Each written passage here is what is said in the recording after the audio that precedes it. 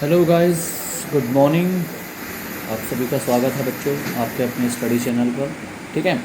So student, today we will discuss. ठीक है, आज हम डिस्कस करेंगे कि कैसे how the momentum is conserved when bullet is fired from a gun. ठीक है, आज हम डिस्कस करेंगे कैसे मोमेंटम सुरक्षित किया जाता है, कंजर्व होता है जब बुलेट फायर होती है गन से। ठीक है, कैसे मोमेंटम सुरक्षित रहता है जब बुलेट फायर की जाती है गन से, मतलब जब गोली बंदूक से चलाई जाती है तो उस समय पर कैसे मोमेंटम क्या होता है, आप लोगों का कंजर्व होता है। ठीक है, प्रीवियस क्लास में हमने total momentum before collision is equal to total momentum after collision कैसे होता है वो प्रूव करके हमने आपको बता दिया था। ठीक है, उम्मीद है आप लोगों ने देखा होगा। ठीक है, कल मैं देख रहा था कि बच्चों ने बहुत से बच्चों ने देखा, तो उस बात से मेरे को बहुत अच्छा लगा कि आप लोगों ने वीडियो देखा। ठीक है, तो आज हम डिस्कस करेंगे कि कैसे मोमेंटम कंजर्व होता है जब बुलेट फायर की जाती है गन से। ठीक है, अब ध्यान से देखिए, जैसा आप देख सकते हैं, initially before bullet is fired from a gun both the bullet and the gun are at rest. ठीक है, इनिशियली बुलेट फायर होने से पहले, जो बंदूक में से गोली चलने से पहले, दोनों बुलेट और जो गन होते हैं वो दोनों रेस्ट पर होते हैं। आपको पता है, जब बुलेट फायर हो बिफोर और bullet is fire from the gun, bullet fire होने से पहले, गन से पहले, ठीक है, तो बुलेट और जो गन है दोनों रेस्ट पर रहते हैं। ठीक है, आपको पता है गन और बुलेट दोनों रेस्ट पर रहते हैं फायर होने से पहले गन से। ठीक है, so before a bullet is fire, ठीक है, इससे पहले कि बुलेट के फायर होने से पहले, गोली चलने से पहले, that initial momentum of the bullet and the gun is zero. ठीक है, गोली चलने से पहले जो इनिशियल मोमेंटम होता है बुलेट का और गन का वो ज़ीरो होता है। आप सभी को पता है क्यों होता है, क्योंकि because their velocities are zero, क्योंकि उनकी वेलोसिटीज़ क्या होती हैं, ज़ीरो होती हैं। तो आप सभी को पता है कि जब भी बुलेट फायर होने से पहले बुलेट का और गन का इनिशियल मोमेंटम ज़ीरो होता है। क्यों? क्योंकि उनकी दोनों की वेलोसिटी ज़ीरो होती हैं। ठीक है, और आपको पता है मोमेंटम का फॉर्मूला मास इनटू वेलोसिटी। अब मास कुछ भी हो, वेलोसिटी ज़ीरो है। आप जानते हैं किसी भी नंबर को मल्टीप्लाई हम ज़ीरो से करते हैं तो आंसर क्या आता है, ज़ीरो। तो ऑब्वियस सी बात है, जो इनिशियल मोमेंटम होगा बुलेट का और गन का बुलेट फायर होने से पहले वो क्या होता है, ज़ीरो होता है। ठीक है, तो इतना समझ में आया। अब क्या होगा नाउ, ये तो मैं बताया कि before a bullet is fired from the gun the initial momentum of bullet and the gun is zero, ये बताया मैंने। अब when a bullet is fired from a gun, अब जब बुलेट फायर की जाएगी गन से, मतलब गोली चलाई जाएगी बंदूक से, then the bullet has the momentum, तब जो बुलेट का मोमेंटम होगा वो कैसे निकलेगा, ध्यान से देखिए क्या बोल रहा हूँ। When bullet is fired from a gun, जब बुलेट को फायर किया जाएगा गन से, तो जो बुलेट मोमेंटम गेन करेगा ऑब्वियस सी बात है, मोमेंटम गेन करेगा। Then the bullet has the momentum. ठीक है, तो जो बुलेट मोमेंटम क्या करेगा, गेन करेगा, तो वो कैसे निकलेगा, मोमेंटम बुलेट का कैसे निकलेगा, तो ध्यान देखिए, उसका फॉर्मूला होता है, आपको पता ही है मोमेंटम का फॉर्मूला, मास इंटू वेलोसिटी। तो जो बुलेट का मोमेंटम कैसे निकलेगा, mass of bullet into velocity of bullet. जितना बुलेट का मास होगा उसका आप मल्टीप्लिकेशन कर दीजिए जितनी बुलेट की वेलोसिटी होगी, तो उससे आपका क्या निकल जाएगा, मोमेंटम निकल जाएगा बुलेट का, जब बुलेट फायर होगी किससे, फ्रॉम अ गन से। क्लियर, इतना कॉन्सेप्ट समझ में आया। अब आगे, the bullet impart an equal and opposite momentum to the gun. और आपको पता, जब बुलेट फायर होगी, कोई भी चीज़ अगर एक्शन करती है तो उसका रिएक्शन भी होता है। तो बुलेट जिस स्पीड से आगे फायर होगी, ठीक है, तो उतना ही फोर्स तो नहीं लगा पाएगी अपनी अपोजिट डायरेक्शन में, लेकिन उससे थोड़ा कम फोर्स क्या करेगी, अपनी अपोजिट डायरेक्शन में, मतलब गन की डायरेक्शन में लगाएगी, अपोजिट मोमेंटम लगाएगी गन पर। ठीक है, लगाएगी ना अपोजिट मोमेंटम, अपोजिट फोर्स लगाएगी थोड़ा बहुत, उतना तो नहीं लगा पाएगी जितनी स्पीड से आगे जाएगी, लेकिन थोड़ा बहुत क्या लगाएगी, अपोजिट मोमेंटम लगाएगी गन पर। ठीक है, the bullet impart an equal and opposite momentum to the gun लगाएगी। और उसकी वजह से अपोजिट मोमेंटम हाँ, गन पर अरे लगाने मैं की वजह वो से वीडियो क्या बना होगा, रहा हूँ अभी, थोड़ी देर में आऊंगा। गन जैक बैक अरे रुक जा जो एक मिनट। बंदूक है वो हल्की सी क्या आएगी, पीछे को आएगी। ये मैंने आपको बताया था क्लास में भी पहले, उतना फोर्स नहीं लगा पाएगी बुलेट पीछे। हालांकि तीसरा न्यूटन का तीसरा लॉ कहता है to every action there is an equal and opposite reaction, ठीक है। लेकिन जितने मोमेंटम से बुलेट आगे जाएगी उतनी मोमेंटम से पीछे झटका नहीं मार पाएगी, ठीक है। तो लेकिन कम मारेगी ना, थोड़े कम मोमेंटम से मारेगी, लेकिन मारेगी तो सही। और उस अपोजिट मोमेंटम की वजह से गन पर जो लग रहा है उसकी वजह से गन क्या होगी, जैर्क बैकवर्ड। जैर्क बैकवर्ड मतलब पीछे की ओर को आएगी, ठीक है। तो जो जैर्क बैकवर्ड को मैंने बताया था क्या बोलते हैं, रिकॉइल। क्या बोलते हैं, रिकॉइल बोलते हैं। क्या बोलते हैं, the gun is said to be recoil. तो गन क्या होगी, रिकॉइल होगी, पीछे की ओर को आएगी, ठीक है।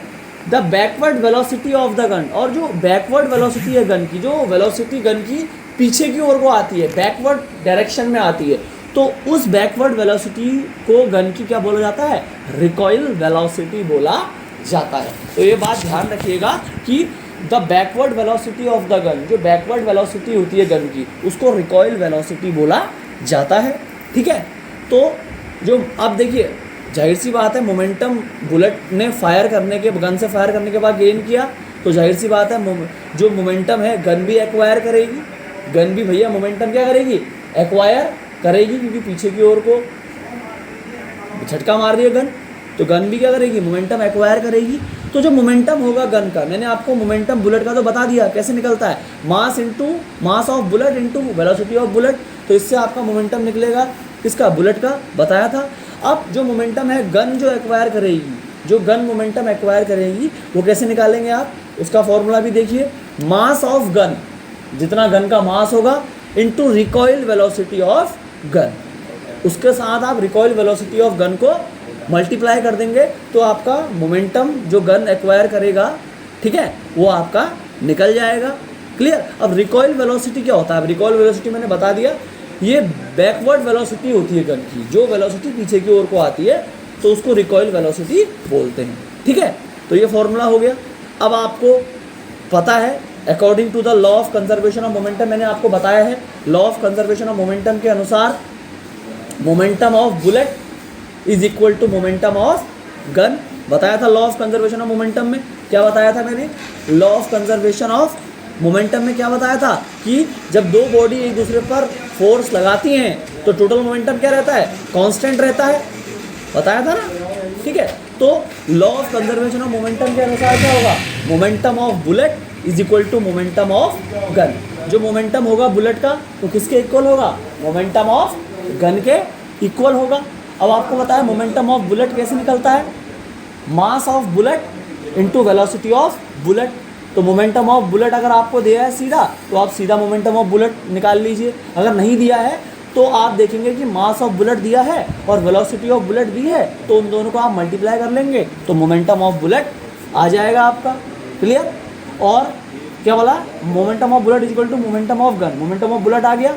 अब मोमेंटम ऑफ गन कैसे आएगा, अगर डायरेक्टली मोमेंटम ऑफ गन दिया है तो आप डायरेक्टली लिख लेंगे, अगर नहीं दिया है क्या लिखेंगे, मास ऑफ गन।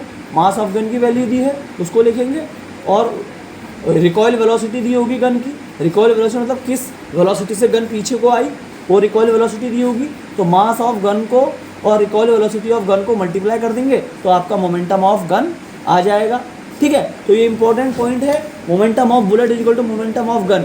तो ये आपको याद रखना कैसे मोमेंटम ऑफ बुलेट निकलता है, उसका फॉर्मूला क्या होता है, और कैसे मोमेंटम ऑफ गन निकलता है, उसका फॉर्मूला क्या होता है। और ये भी माइंड में रखना है कि मोमेंटम ऑफ बुलेट हमेशा इक्वल होता है मोमेंटम ऑफ गन के। क्लियर। तो ये बात को हम ध्यान में रखते हुए क्या करेंगे, एक न्यूमेरिकल सॉल्व करेंगे, न्यूमेरिकल प्रॉब्लम जो है वो सॉल्व करेंगे, ठीक है। आज एक ही न्यूमेरिकल बताऊंगा, ठीक है, क्योंकि टाइम थोड़ा ज़्यादा हो चुका है, ठीक है। तो एक ही न्यूमेरिकल बताऊंगा, तो ये याद रखिएगा, ठीक है। तो फॉर्मूला आपको याद होगा, ठीक है। अब देखिए न्यूमेरिकल क्या कहता है, ध्यान से देखिए। A bullet of mass 10 gram is fired from a gun. एक बुलेट है 10 ग्राम की, उसको फायर किया जाता है एक गन से, ऑफ मास 6 kg। 6 किलो की गन से एक बुलेट है जो 10 ग्राम की है, उसको फायर किया जाता है, चलाया जाता है, और चलाने के बाद उस जो बुलेट की वेलोसिटी है वो कितनी हो जाती है, 300 मीटर पर सेकेंड हो जाती है। ठीक है, calculate the recoil velocity of the gun. तो रिकॉइल वेलोसिटी गन की किस वेलोसिटी से, recoil velocity of the gun मतलब किस वेलोसिटी से, किस स्पीड से जो गन है वो बैकवर्ड डायरेक्शन में आई, पीछे की ओर को आई, तो रिकॉइल वेलोसिटी आपको कैलकुलेट करनी है। ठीक है, तो कुछ नहीं करना है इसमें, बस आपको फॉर्मूला ध्यान रखना है।